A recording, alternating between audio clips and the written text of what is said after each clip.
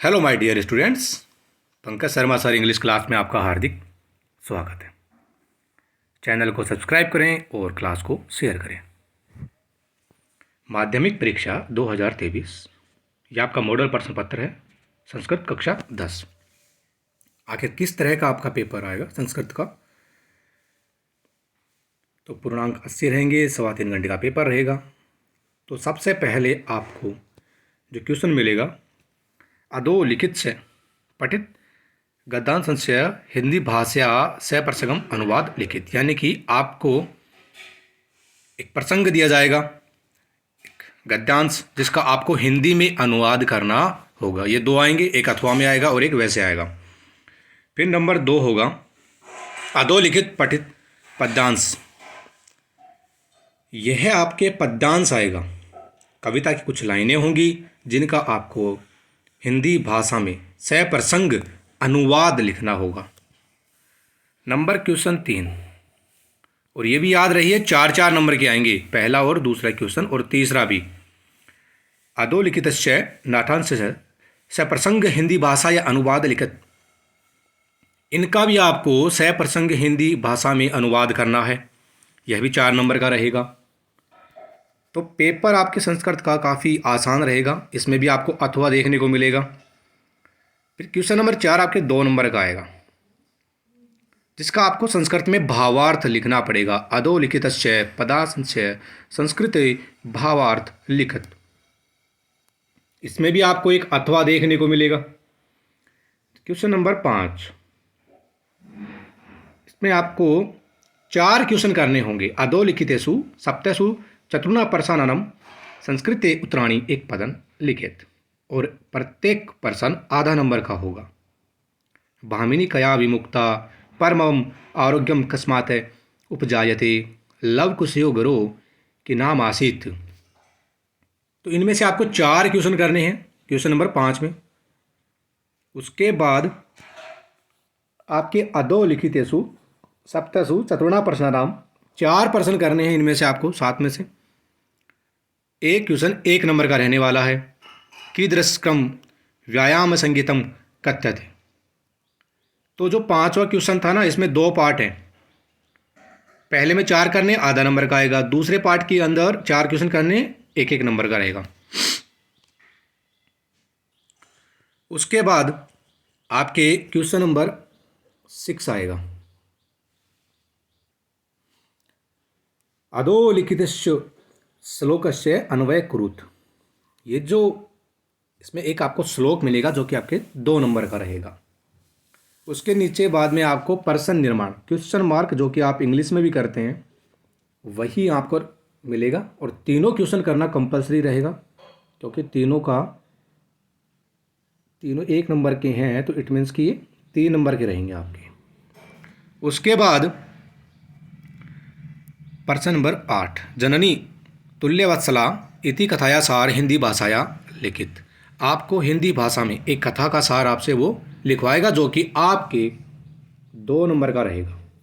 उसके बाद प्रश्न नंबर 9, अधोलिखित वाक्यस्यु रेखांकित पदानां प्रश्नानुकूलम उचितार्थ चित्वा लिखित। जहाँ पर आपको बक्षम, ये जो शब्द अंडरलाइन किए हुए होंगे, अंडरलाइन शब्द के बारे में आपको प्रसंग बनाना होगा। और आधा नंबर का एक क्वेश्चन रहने वाला है, 2 क्वेश्चन आपको करने हैं यहाँ पर। फिर नेक्स्ट आपके 100 पाठ्य पुस्तकात प्रश्न पत्रमतिरिच्य 2 श्लोकों लिखित। तो आपके खुद की किताब के अंदर से, बुक के अंदर से, संस्कृत वाली से 1-1 नंबर के ये 2 क्वेश्चन रहने वाले हैं, जिनमें से आपको 2 श्लोक लिखने होंगे। यानी आपने 2 श्लोक लिखे तो आपको 2 नंबर मिलेंगे, 1 श्लोक का 1 नंबर। तो ये तो आप कोई भी 2 श्लोक आसानी से याद करके जरूर जाएं, क्योंकि 2 श्लोक ही लिखने और 1-1 नंबर का रहने वाला है। फिर क्वेश्चन नंबर 11 है, अधोलिखित अपठित गद्यांश पठित्वा एतद्धारित प्रश्नानां यथा निर्देशम उत्तराणि लिखित। यानी इनमें से ये आपके पैसेज आ रहे हैं, और इन पैसेज में से आपको क्वेश्चन आंसर छांटने हैं, और यह प्रत्येक प्रश्न आपके आधा नंबर का रहेगा। ठीक है, 4 क्वेश्चन करने हैं, इट मीन्स कि वो 2 नंबर के रहेंगे।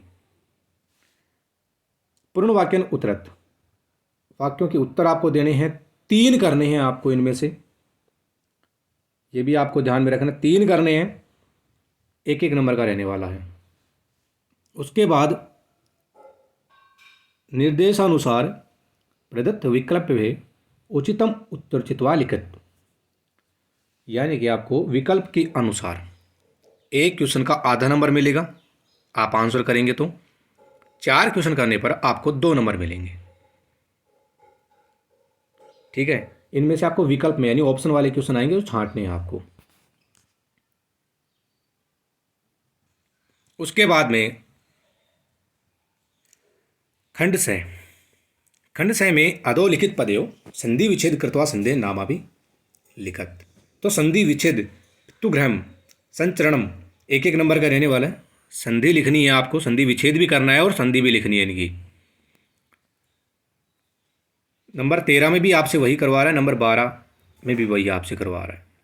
फिर नंबर 14 के अंदर अधोलिखित रेखांकित पदेषु समस्त पदाना विग्रहम अथवा विग्रह पदाना समास कृत्वा, समास पूछेगा वो आपसे, समास का नाम आपसे लिखवाएगा। 3 क्वेश्चन आएंगे 3 नंबर के। फिर क्वेश्चन नंबर 15 के अंदर अधोलिखित पदेषु रेखांकित पदस्य विभक्ति कारणच्च लिखित, जो अंडरलाइन किए हुए शब्द हैं, जो रेखांकित शब्द हैं, उनकी विभक्ति कारण सहित आपको लिखवा रहा है। यह है आपके 4 क्वेश्चन आएंगे, 4 नंबर का रहेगा। नंबर 16 कोष्टके प्रदत्त प्रकृति प्रत्ययाभ्याम पदम निर्माय वाक्य पूर्यत रेखांकित पद पृथक कृत्वा च लिखित। यहाँ पर आपको कोष्टक में भरना है इन शब्दों को, ये जो दिए हुए शब्द हैं इनको जोड़ करके आपको यहाँ फिल करना होगा। ठीक है, उसके बाद में एक ऐसा भी आएगा जिनमें शायद आपको वो विच्छेदन विच्छेदन वगैरह करवा सकता है। मंजुषाया प्रदत्ते अवयव पददे, तो वहाँ पे अवयव लिखने पड़ेंगे आपको, यहाँ पर ये भरना पड़ेगा आपको पूरा। फिर आपके क्वेश्चन नंबर 18 अधोलिखित पदयो उपसर्ग शब्द च पृथक कर्तवा लिखित, निर्गुण और आगमन के उपसर्ग आपको लिखने पड़ेंगे।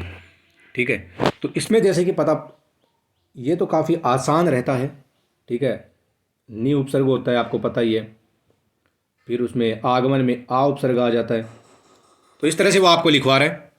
उसके बाद में क्वेश्चन नंबर 9 कोष्टकेषु दतेषु पदेषु यथा निर्दिष्टा विभक्ति प्रमुज्य रिक्त स्थानानि पूर्यत।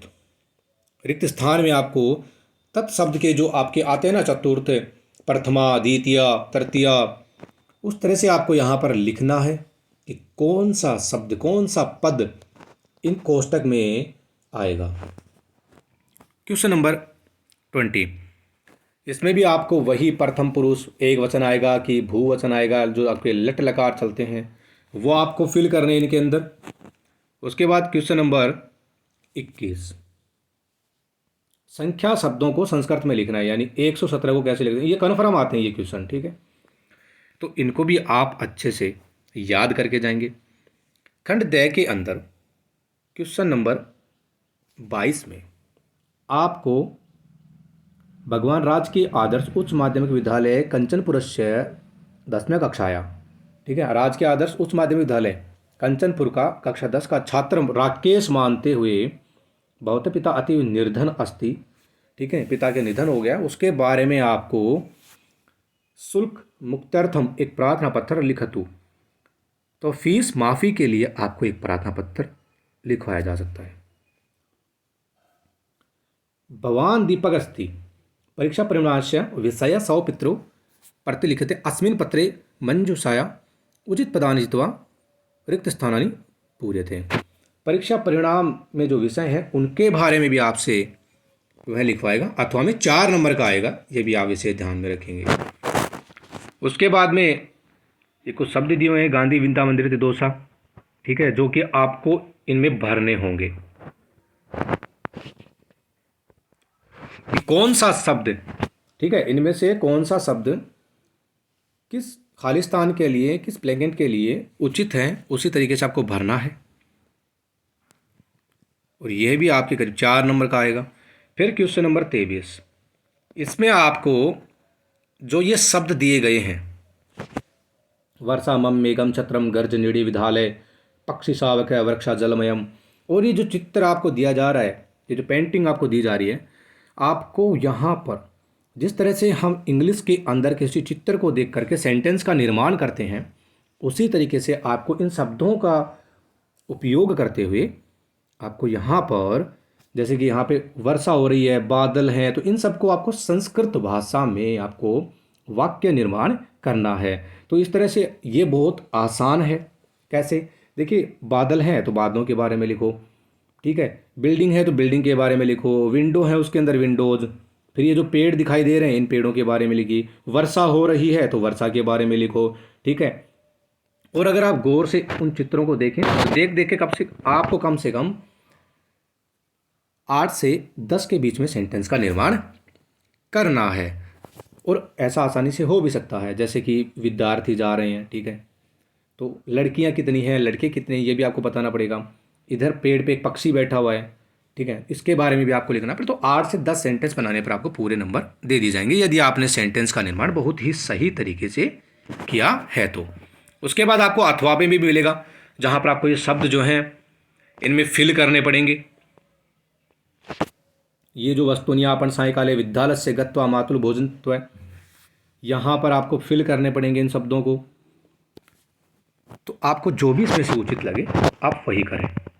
नंबर 24, अधोलिखितेषु वाक्येषु केषांचन चतुर्णा वाक्यानां संस्कृत भाषाया अनुवाद करो। ये जो शब्द आपको दिए गए हैं, हिंदी में शब्द आएंगे, उनका संस्कृत में आपको अनुवाद करना होगा। क्वेश्चन नंबर 25, क्रमरहिताना षड्स वाक्याना क्रम पूर्वक संयोजन कुरुत।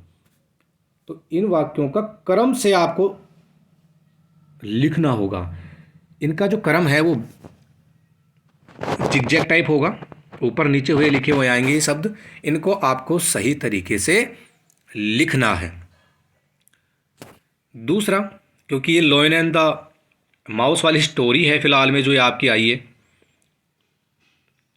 तो इसको पहले कौन सी घटना घटती है उस तरह से आपको जचाना है कि पहले ये घटना हुई, ठीक है, उसके बाद में ये वाली घटना हुई, फिर उसके बाद ये हुई।